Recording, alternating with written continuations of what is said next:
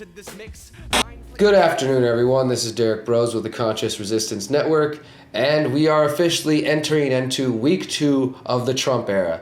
Week 1 has concluded, and we are now able to step back a little bit and take a look at what Trump has done with his flurry of executive orders ranging from immigration to refugees, the Dakota Access Pipeline, and tons of other topics. We're starting to get a view of what Donald Trump's presidency is going to be like. Now, if you follow my work, you know that I've been critical and I've been calling out Donald Trump for over a year now. And in my view, he's being used, like every other president and every other person who's been in that position, as a divider to separate the people, creating more extremes of right and left and keeping people divided. Many of you, though, told me to give it a moment, to wait and see. Let him get into office first. Let's see what he does. And we've taken a look now. Unfortunately, as I'm calling out the things that are happening in the first week, some of you are like, well, it's only the first week. Let's wait and see. But I guarantee you, during the Obama administration, many of you were out there ready to call out Obama as soon as he did something wrong. And so was I. That's the point. We have to hold them all accountable. We don't need to give any of them chances. We see what their behavior is like, and we judge it accordingly. It's not about bashing Trump or being left or anything like this. I see past both the political left and the political right, and I see that they are both full of shit. So let's take a look at what Donald Trump has done in the first week. Well, let's start with President Trump's decisions at the beginning of last week to sign executive order presidential memorandums on the Dakota Access Pipeline and the Keystone XL pipelines. I know many times this issue is divided among people on the left and right, people who think that, oh, well, if you care about the environment, you must want statism and you must want more government. But I don't consider myself to be in that camp. I want to help the environment, save the earth, but I don't want government to do anything with it. I want the people to take care of themselves. And if you look objectively at the Dakota Access Pipeline, the Keystone XL pipeline, you recognize that these projects are not going to bring new jobs. They're dangerous to the environment. Only a week ago, I wrote an article about an oil spill in Iowa about 100 miles from the site of the Dakota Access Pipeline. Also, the Keystone XL pipeline was stopped during the Obama administration, and the whole time it was being promoted as this idea that's going to bring new jobs, it's going to be better for the environment. But in reality, it will not bring new jobs. These pipelines, the oil on this has already been sold off to foreign nations. You can look it up and do the research. And just last week, the State Department released a new report showing that the Keystone XL pipeline will actually provide only 35 permanent new jobs. So we're putting the environment at risk. We're allowing this project that is, again, financed by banksters and doesn't serve the people for 35 new jobs. Well, President Trump has signed these executive orders now saying that he is going to keep his promise to make America great again by attempting to increase domestic energy production via oil pipelines. And as I said, this this energy won't be going to the U.S., it'll be going elsewhere. But Trump is pushing this idea that this is what we need to do. And now it's setting up a possible battle between those who are fighting against the Dakota Access Pipeline and Trump's administration. And some are worried that Trump might actually be more willing to authorize the military to go into Standing Rock, not just the National Guard, but even with the National Guard, that he might allow them to be a bit more heavy-handed to put an end to this criminal activity, as the police like to refer to it. And you had support from the North Dakota Petroleum Council saying that the executive orders were a great step forward for energy security in America. And as I've noted before, it should not be a surprise that Trump approves this, because just until the end of last year, 2016, he owned stock in Energy Transfer Partners, the company behind the pipeline. And his nominee for the EPA, Environmental Protection Agency, Rick Perry, former governor of Texas, he also sat on the board of Energy Transfer Partners and Sunoco Logistics, both companies behind the pipeline. And there's more ties to the industry. So Trump is pushing in that direction. It's not going to provide any new jobs. According to Alex Jones and InfoWars, they are going to, the Trump administration is going to begin releasing all the hidden technology that the people have been suppressed from, and they're going to bring it to the forefront, and you can count on that. But I would say, based on the actions they're taking today and moving towards supporting these pipelines, that seems to be more of a support of the same old industries. It doesn't seem anything revolutionary or like he's releasing anything. It just seems like he's going to support those same industries. So I wouldn't expect that. Then you had Donald Trump coming out and talking about this wall. This wall is another hugely divisive issue. I don't want to get into the philosophical arguments or why you think it's a good idea. All I'm going to say is, in this article, I point out that you are going to pay for it. If you pay taxes, the American taxpayer is going to pay for that wall, no matter what Trump thinks or what he's saying. At the end of the day, it's going to come out of your pockets. Whether that means they're going to increase taxes on imports from Mexico, well, guess what? You, the consumer, are going to pay that tax whenever you choose to buy avocados or your Mexican weed or whatever it is. You're going to pay for the price increase, not the people, not the government. It's coming from the people. Remember that government produces nothing. Any money they have comes from people that they've taken via taxation, aka theft. So those of you who are out there who are against taxation and saying it's theft, now all of a sudden it's okay to tax people to build a wall, but you don't want to tax people if they want to have an abortion, things like that. Guess what? I don't want to fund your abortion or your wall, okay? I'm not interested in either of those. So we have to recognize that it's immoral, that these ideas are BS to force people to go along with them. But not only that, look, Trump said that Mexico is going to pay for it. Now they're saying there's going to be a 20% tax on Mexican imports.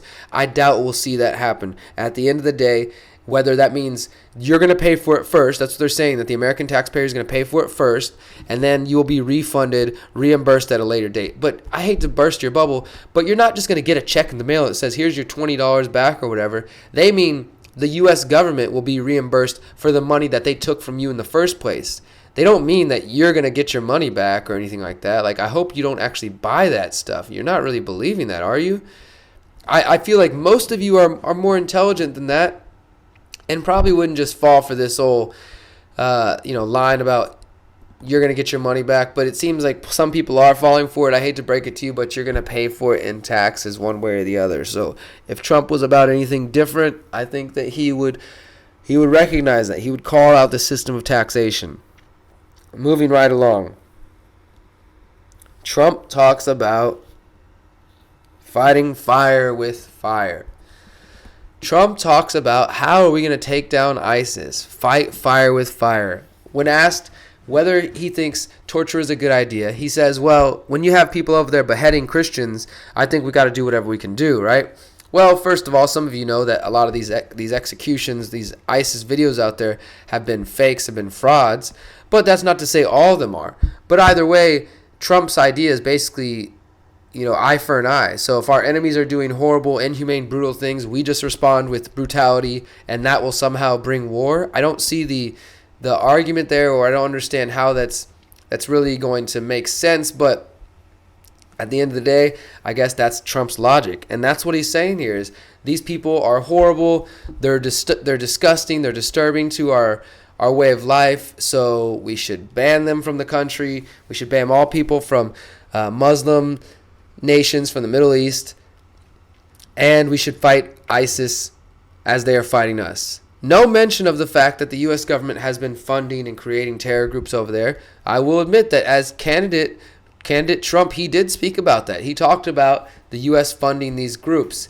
He talked about that. He even met with Representative Tulsi Gabbard, who was speaking about the U.S. stopping funding of arming terrorists. But now, in the days that he's become president, he's just talking about, well, we need to go fight them, as if it's this legitimate threat that it has nothing to do with blowback or U.S. funding of terror groups and U.S. intervention in other nations. That's a direct responsibility the U.S. has for being over there. So we can't deny that. We can't ignore these aspects to the fight simply because, well, your candidate is now doing it. I see a lot of people out there now making excuses saying, Trump's only been in office for a week. Why don't you give him some time? But I guarantee you that you guys were all over Obama and holding him accountable the way you should as soon as he came into office. And that's what we need to do. We don't really need to wait for a week or two. Or we can see already by the people they put in positions of power. And as we saw before Trump came into office on January 20th, he was appointing people from Goldman Sachs, from the oligarchy, the oil industry, the fossil fuel unsustainable industry, and Bilderbergers like Rick Perry, and people who support torture. Anti-freedom. I thought you guys were about freedom, but apparently not. It doesn't seem to be like a lot of you were really even about freedom. It seems like maybe you were just about holding people accountable whenever it's the other guy. But if it's your guy doing it, you're okay with it. And that's not what I'm after. I want principled people who stand up for what's right no matter what, because it's right. And that means You have to be willing to call out torture. You called out torture during Obama. You see it as inhumane. You called it out during Bush. Then call it out during Trump. That's all I'm saying, is you got to be able to call out these positions and the lies related to them every single day. Don't back down from this just because it's a candidate that you feel associated with or inclined to believe. That's the game that they want to play with us. They want us to just fall for these characters and to believe something that's not real. So I'm challenging you. I'm hoping that you will be willing to look into this deeper and to see what's going on here. The final note here is this. Look at this executive order from Trump. He's talking about rebuilding the military. Trump is essentially a neocon, a neoconservative, the same people that were in office during the Bush administration. He's talking about rebuilding the military, torture. He's appointing people like Jeff Sessions who are going to increase the surveillance state. He's supporting this expansion of fighting ISIS, fighting international terrorism. I don't see anything new, guys. I mean, this is only 1 week, right? I'm giving him a chance. Let's see what week 2 looks like. But so far, we've got a guy not talking about the truth that the U.S. is funding terrorists and creating terrorists, but also on his Muslim nation bans. Yes, I know it's not a Muslim ban, but the majority of these people being targeted are Muslim. On this ban, he doesn't include Saudi Arabia. He doesn't include other nations that are associated with terrorism. And I know some of you are going to say, well, Obama made the list. Obama made the list first. It's irrelevant. It doesn't matter. Who cares who? It's like you're like a little kid saying, well, they did it first. Yes, but your guy has an opportunity to do something right and say, you know what, Obama did this first, but I'm not going to. Or even if he did believe it, he could add nations like Saudi Arabia and others to it. And some people will say, well, it's because we're such close partners with Saudi Arabia. We can't risk that relationship, that business partnership. And I say, if that's the world we're living in, that's the problem. That you're willing to do business with criminals. You don't want to stop doing business with criminals because that's the way things have been, or because the U.S. dollar depends on it. Well, I want a just world, an ethical world. I don't care about those consequences. Let all this stuff crumble. If it's so corrupt, then let it crumble. We should not associate with criminals, terrorist nations. We shouldn't be partners with them, and Trump should be calling them out. That's the reality of the situation. There's no other way to look at it. Trump is rebuilding the military. Trump is calling for torture. He's supporting unsustainable projects like the Dakota Access Pipeline. His people are going to support the surveillance state, and he's issuing divisive executive orders. I don't see any hope coming from this man, and if you do, I'm sorry, but I think you've lost your way and you've probably forgotten what freedom's about. Thank you guys for listening. My name is Derek Bros. Please subscribe to the Conscious Resistance Network on Facebook. Follow us on YouTube at youtube.com/theconsciousresistance, and you can support me directly at patreon.com/Derek Bros. Thank you guys so much for listening. Remember, you are powerful, you are beautiful, you are free. Peace.